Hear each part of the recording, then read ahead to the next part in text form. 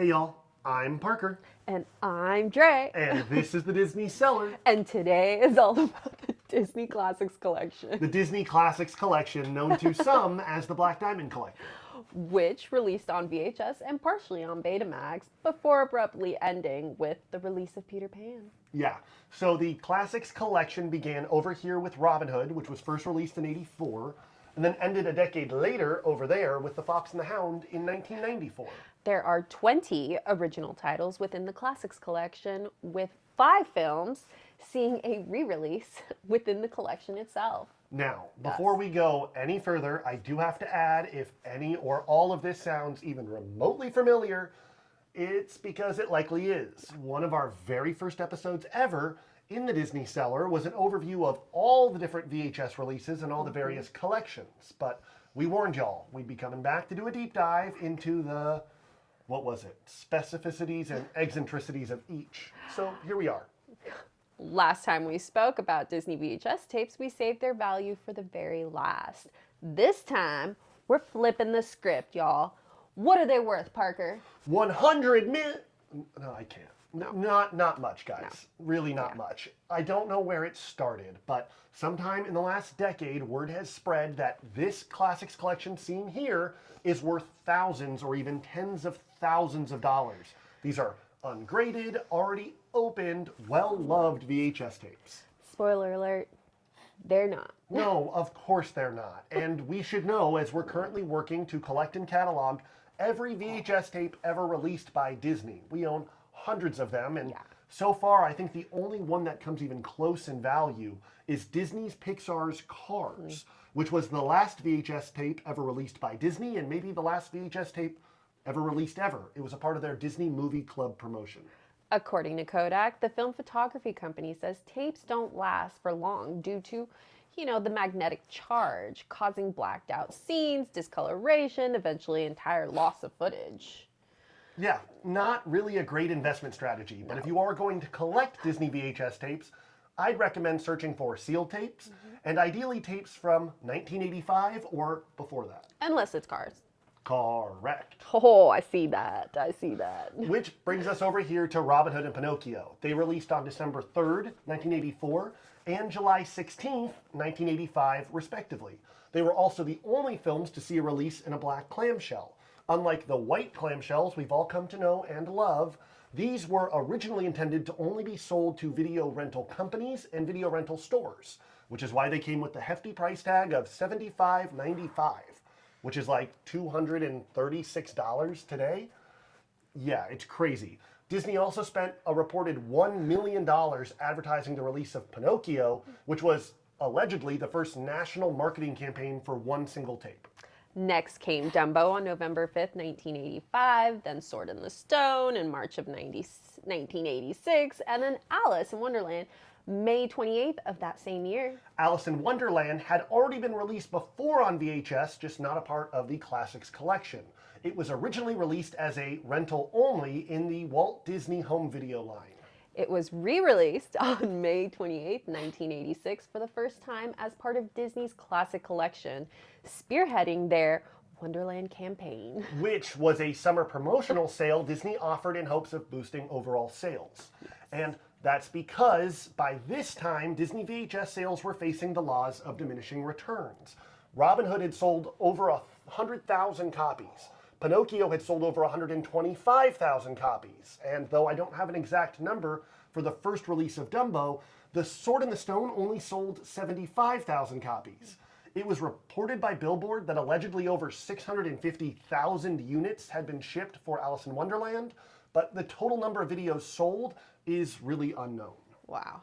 But that all changed with the release of Sleeping Beauty on October 14th, 1986.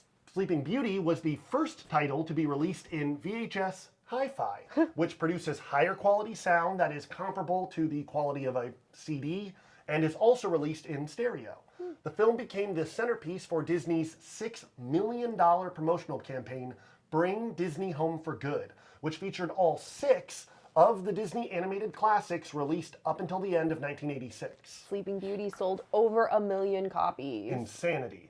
Which turned out to be just the beginning because Before The Lady and the Tramp released next year on October 7th, 1987, that tape had already secured over 2 million pre-orders.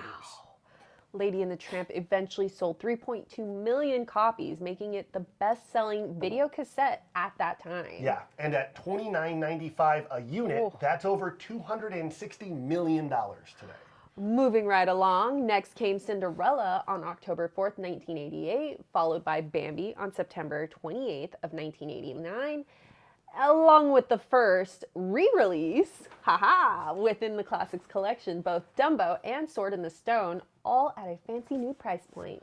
Bambi was the first Disney video to have a cross promotion. The price was $26.99, but could be reduced with a $3 rebate by sending in 2 proofs of purchase of Crest toothpaste.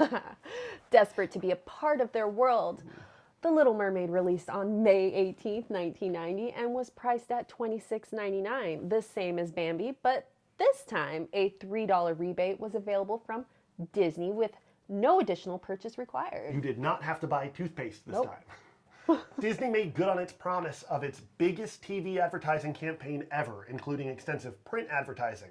By July 30th, 1990, The Little Mermaid had sold 7.5 million cassettes, eventually selling more than 10 million, making it the top-selling video release of 1990. Are you going to mention the... Okay, look, we try and keep things pretty PG here in the Disney cellar, but this release featured 2 unexpected or arguably unintended special features. One involving the packaging itself, and another presented in the film just before the movie's epic climax. Spoiler alert! No. No spoiler alert. If you're interested in learning more, there is plenty to be found online already, but both are up there with The Lion King's SFX debacle. Yes, Peter Pan took flight next on September 21st, 1990, along with, like we mentioned, the last of the Disney Betamax releases. Bye-bye, Beta. Then The Jungle Book on May 3rd, re-release of Alice in Wonderland and Robin Hood on July 12th, and then The Rescuers Down Under on September 17th of 1991. Which, The Rescuers Down Under, oddly enough, was released before the original Rescuers on Disney Home Video. And this was due to the Disney Vault. The original Rescuers had just seen a theatrical re-release of the film, so it would still be locked away in the vault for 1 more year. Fantasia came next on November 1st, 1991. Which Roy Disney originally objected to it being released on VHS as part of the Walt Disney Classic series, as he felt it was actually too important to the family's legacy, having been one of Walt's favorite films. Michael Eisner, Disney CEO at the time, was eventually able to convince the Disney family to let the film be released, and Fantasia was Disney's first animated film to be released simultaneously worldwide, in North America plus 46 other international territories. 101 Dalmatians, my personal favorite, was finally released April 10th, 1992, following The Mouse Detective on July 17th, The Rescuers on September 18th, and then Beauty and the Beast on October 30th of 1992. Which, Beauty and the Beast sold 20 million cassettes and brought $200 million in revenue.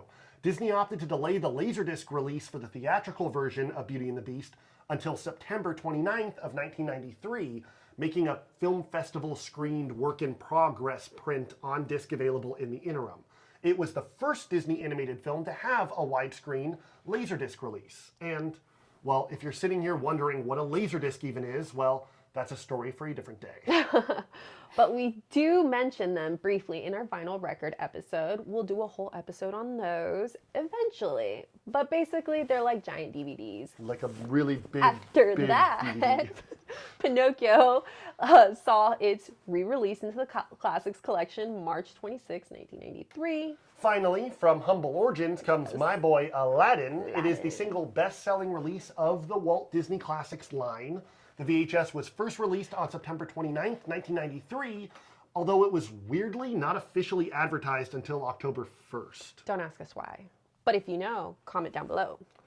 By early 1994, it had sold more than 25 million cassettes with over $500 million in revenue, and that's not adjusting for inflation. The final release in the Classics collection was The Fox and the Hound, March 4th, 1994. And That's it. That is the entirety of the Walt Disney Classics collection. Or the Black Diamond collection, if you prefer.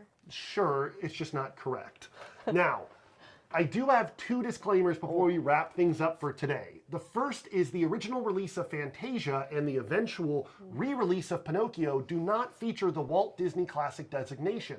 They actually read Walt Disney's Masterpiece. However, these are not a part of the Masterpiece Collection either. The Masterpiece Collection was a very specific presentation and packaging, and both of those films saw re-releases within that collection. Why were they called Masterpiece then? Well, it might have been a nod to the Disney family and to Roy Disney's not wanting to release it as part of the Classics collection, but my general hunch is that they were already workshopping titles and labels for their next collection, the Masterpiece Collection, which began releasing the very same year the Classics collection ended. The Fox and the Hound released March 4th, and then Snow White, the first film in the Masterpiece Collection, actually released October 28th of that same year. But they're not in the Masterpiece Collection? No. Snow White is definitively the first Disney Masterpiece Collection VHS, so that makes these ones classics. So what's the second? Okay, well, this one is even more bizarre. So, technically, Bob and Larry and the Missing Verse, a VeggieTales movie, was released August 17th, 1994. I know what you're going to say. On VHS and Laserdisc by Walt Disney Home Video, allegedly as part of the Classics collection. The packaging apparently reads a Walt Disney Classic, and this is one of only two VeggieTale movies that were released and distributed by Disney. The other is its sequel, The Missing Verse Returns, a VeggieTales movie, which was released on VHS in 1998. Why allegedly? I've never seen one, people. I don't know if they even exist. I can't find one. I haven't even been able to source a photo of one. If it does exist, and that's a very big if, then it likely reads a Disney classic to keep consistent with the VHS packaging that was releasing at that time. Its release does fall within that transition period between Classics and Masterpiece, but until I'm finally able to source one... Please help him, people. Please. Until then, I refuse to let Bob the Tomato and Larry the Cucumber live rent-free in my head. I'm sure you do, bud.